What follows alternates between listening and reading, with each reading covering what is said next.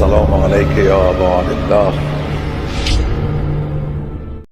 ہم علی کو اس لیے علی نہیں مانتے کہ وہ رسول اللہ کا بھائی ہے، ہم علی کو علی کے کردار کی وجہ سے مانتے ہیں، علی کے علم کی وجہ سے مانتے ہیں۔ اگر علی بھی رسول اللہ کے جنازے کو چھوڑ کر چلے جاتے تو ہم علی کو کبھی نہ مانتے۔ اگر علی نے بھی رسول اللہ کو کسی جنگ میں تنہا چھوڑ دیا ہوتا تو ہم علی کو بھی نہ مانتے۔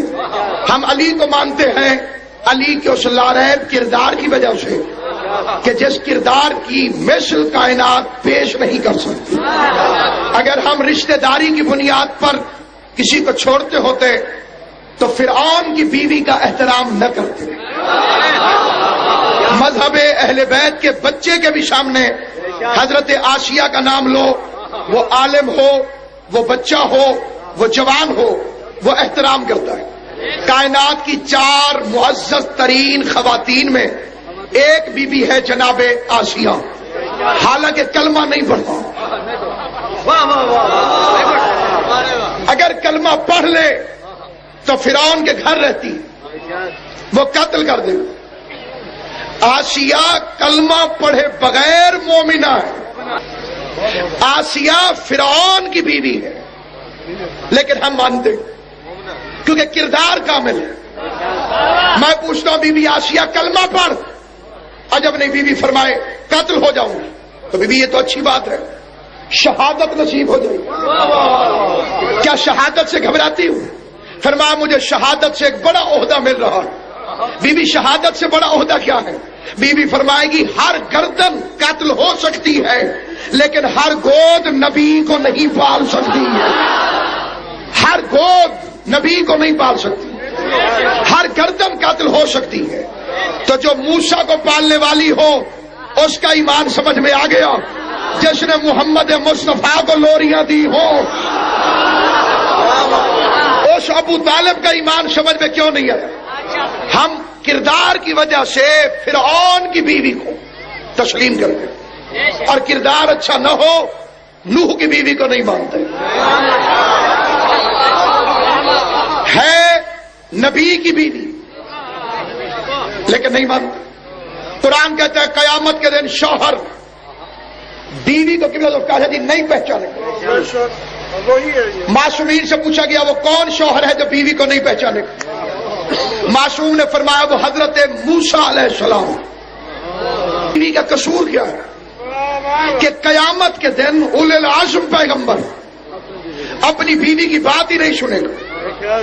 یعنی آل محمد کا مذہب یہ ہے کہ دنیا میں جو اپنی بیوی پہ خواہ روب رکھے قبر میں اور قیامت میں فرشتے اس کا حساب سخت لیں گے، یہ آل محمد کا فرمان ہے۔ اور وہ نبی ہو کر اپنی بیوی کو منہ نہیں لگا رہا، اور اس کی بیوی کوئی گئے گزرے خاندان کی عورت نہیں، جناب شعیب نبی کی بیٹی ہے۔ 12 سال تک حق المہر میں نبی نے پانی بھرا، اور قیامت کے میدان میں چپ ہو جاؤ یا بول پڑو، روایت سنی شیعہ کی کہتی ہے کہ موسیٰ اسے منہ نہیں لگائے گا۔ میں 4 علموں کے پاس کھڑا ہو کے سنی شیعہ علماء کی ضمانت سے کہتا ہوں جاؤ پوچھو تو صحیح تاریخ سے موسیٰ کی بیوی سے جرم کون سا ہوا کہ اسے اللہ کا نبی معاف ہی نہیں کرے گا؟ اس سے جرم یہ ہوا کہ زرافے پہ بیٹھ کر موسیٰ کے وسیع سے جنگ کرنے آئی۔ بولو جنہیں زبان والا نے عطا فرمائی ہے جو سمجھ لو میری بات۔ زرافے کے اوپر بیٹھ کر موسیٰ کے وزیر جناب یوشع بن نون کے ساتھ جنگ کرنے کے لیے آئی۔ سنی ہے سنی رہے، شیعہ ہے شیعہ رہے، میں کسی کا مذہب تبدیل نہیں کرتا ہوں۔ شیعہ رشتہ داری کی بنیاد پر کسی کو چھوڑتے ہو تو امہات المومنین میں جتنی خطرناک رشتہ داری بی بی ام حبیبہ کی اتنی کسی کی ہے ہی نہیں۔ شیعہ کا بچہ سلام کرتا ہے، شیعہ کا عالم سلام کرتا ہے، شیعہ کا بزرگ، شیعہ کی عورتیں سب سلام کرتے ہیں، اور رشتہ داری کتنی خطرناک ہے۔ جگر خور، جگر چبانے والی ہندا کی بیٹی، یزید کی پھوپھی،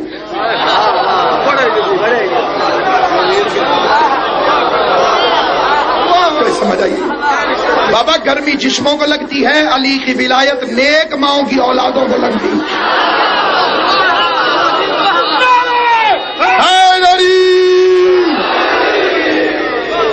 مانتے ہو اس حسین کو ہے جو حق کے بیان کے لیے نو کے نیزہ پہ بھی چپ نہیں رہا۔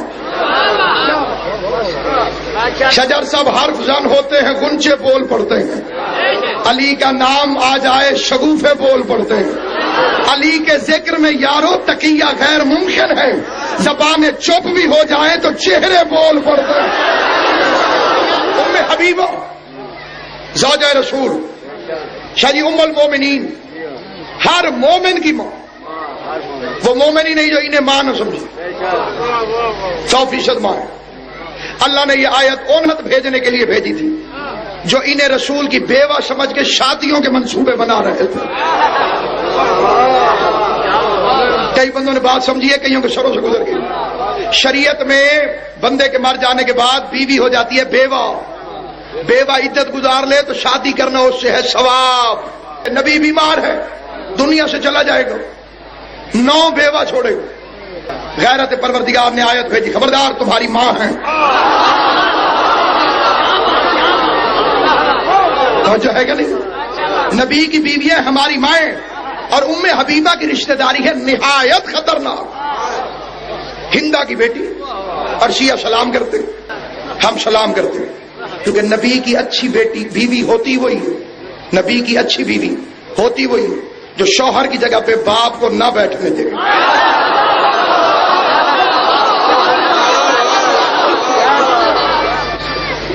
لاکھوں کے یزید کے لشکر میں ایک اور جنتی کیوں ہوا؟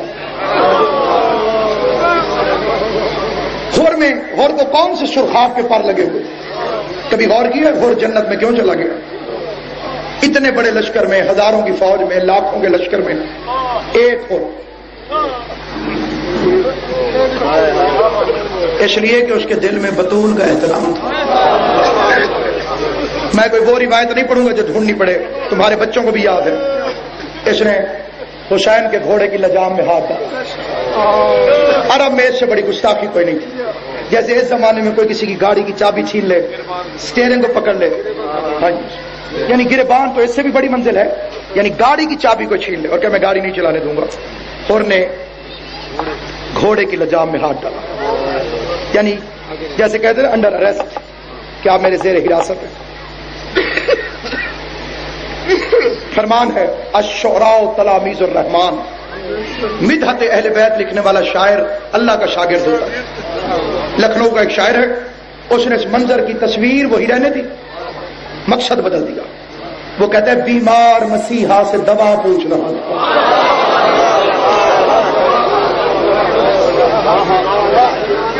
بیمار مسیحا سے، بیمار مسیحا سے دوا پوچھ رہا تھا، جینے کی رہے حق میں ادا پوچھ رہا تھا، خور نے شہ مظلوم کا رستہ نہیں روکا، بھٹکا ہوا راہی تھا پتہ پوچھ رہا، میرا والا میں راستہ بھٹک گیا۔ اس سے بڑا جرم کائنات میں ہو نہیں سکتا۔ حسین کا راستہ روکنا، امام کسی کو بد دعا نہیں دیتا، اخلاق امامت کے خلاف ہے یہ فکرہ، لیکن ہدایت مقصود تھی۔ حسین نے ہدایت کا ایک تیر چلایا جو نشانے پہ جا کے لگا، کیونکہ چلایا اس نے تھا جس سے خطا نہیں ہوتی۔ کیا فرمایا؟ اور تیری ماں تجھے رو رہی ہے۔ عربی ادب گواہ ہے، یہ فکرہ بادشاہ نے بھی اگر فقیر کو کہا تو فقیر نے بھی جواب دیا۔ اور کے پورے بدن پہ رونگٹے کھڑے ہو گئے اور بدن اس کا کانپنے لگا، پلٹ کے کہتا ہے آقا میں آپ کی ماں پہ سوائے درود کے کچھ نہیں کر سکتا۔ یہ احترام ہور کی نجات کی ضمانت بن گئی۔ بطول کے احترام کا ایک فکرہ، میں آپ کی والدہ گرامی پر، یہ فکریں میں آپ کی والدہ گرامی پر درود کے سوا کچھ نہیں پڑھ سکتا، اسی وقت سے سوچ میں پڑ گیا۔ ابن ذوالفقار شاہ جی فرما رہے ہیں ہمارا سلام ہور پر۔ حیدرآباد دکن کا شاعر کہتا ہے بسد خلوص بسد احترام کہتا ہے، کوئی بھی ہو اسے عالی مقام کہتا ہے۔ سلام بھیجا ہے جب سے علی کی بیٹی نے، زمانہ ہور کو علیہ السلام کہتا ہے، جسے علی کی بیٹی نے سلام بھیج دیا۔ ایک جملہ سننا اور میں ممبر چھوڑ رہا ہوں۔ بڑے شان سے چلا حسین کی طرف اور اس کا نوکر آیا۔ اس کا نوکر وہ ہے کہ حسین ابن علی نے ہور کا شکریہ ادا نہیں کیا ہوگا مولا نے، تاریخ میں نہیں ہے۔ ہور کے غلام کا مولا نے شکریہ ادا کیا اور تاریخ میں موجود ہے۔ نوکر ہے ہور، پیچھے پیچھے چل رہا ہے، آگے آگے ہور بڑی تیزی سے جا رہا ہے اور یہ پیچھے گردن جھکائے ہوئے اور دیکھے کہتے آقا کہاں جا رہے ہو؟ بڑے جلال سے ہور کہتا ہے جنت۔ دوڑ کے سامنے آیا، رستہ روک کے کہتے اچھے آقا جب تک جہنم میں رہے ساتھ رکھو، اور اب جنت میں جا رہے ہو تو اکیلے جا رہے ہو، مجھے بھی ساتھ لے کر لو۔ 25 سال کا علی ابن ہور قریب آیا، کہتے بابا تیری وجہ سے حسین کو بیٹوں کے داغ دیکھنا پڑے گا، مہربانی کر مجھے بھی ساتھ لے جاؤ تاکہ تجھے بھی پتہ چلے کہ اولاد کا درد کسے کہتے ہیں۔ دائیں نوکر بائیں بیٹا، درمیان میں ہور، آنکھوں میں پٹی، ہاتھوں میں رسی، تاریخ بچوں کو بھی یاد ہے۔ اچانک ہور کے بیٹے کی آواز آئی اللہ اکبر۔ ہور کانپ کے کہتے کیا ہوا؟ کہ بابا علی اکبر آ رہے ہیں۔ حسین کی طرف ایک قدم باعمل ہو کے بڑھا دو صحیح، حسین اکبر جیسے شہزادے استقبال کے لیے بھیج دیتے۔ تھوڑی دیر بعد آواز آئی اللہ اکبر۔ اور کام کے کہتے اب کیا ہوا؟ کہ اب الفضل العباس تشریف لا، علمدار لشکر حسینی ہمارے استقبال کے لیے آ رہے۔ 3 قدم ہور نے اور اٹھائے، ہور کے بیٹے کی آواز آئی اللہ اکبر اللہ اکبر اللہ اکبر، رکتا نہیں اللہ اکبر اللہ اکبر۔ اور کانپنے لگا، کہا اب کیا ہوا؟ کہ ابھی عبداللہ حسین ابن علی خود ہمارے استقبال کے لیے۔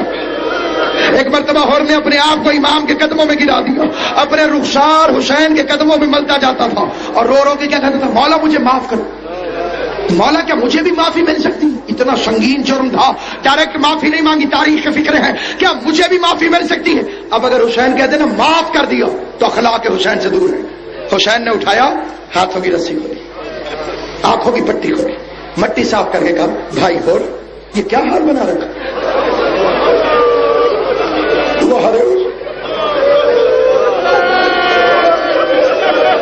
جو میرا پہلا جملہ میں صاحب کا یاد ہو تو یہ آخری جملہ ہے، مولا کیا واقعی آپ نے مجھے معاف کر دیا کہ بھائی کہاں؟ امام فرماتے ہور میں نے تجھے اسی وقت معاف کر دیا تھا جب تو نے میری ماں کا حیا کیا۔ جو میری ماں کا حیا کرے میں حسین اس سے ناراض نہیں ہوتا۔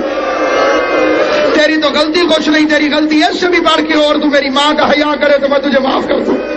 ابھی یہ فکر زبان پر آئی اور تھاڑے مار مار کے رونے لگا، کہنے لگا کریم آقا آپ نے تو معاف کر دیا، کیا اس بی بی نے بھی معاف کر دیا؟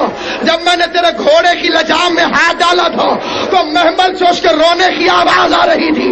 ابھی یہ فکرے ختم نہ ہوئے تھے کہ محمل کے خیمے کا پردہ اٹھاؤ، سفید بالوں والی کنیز باہر آئی، اس نے کہا ہور شہ نصیب تیرا علی کی ساری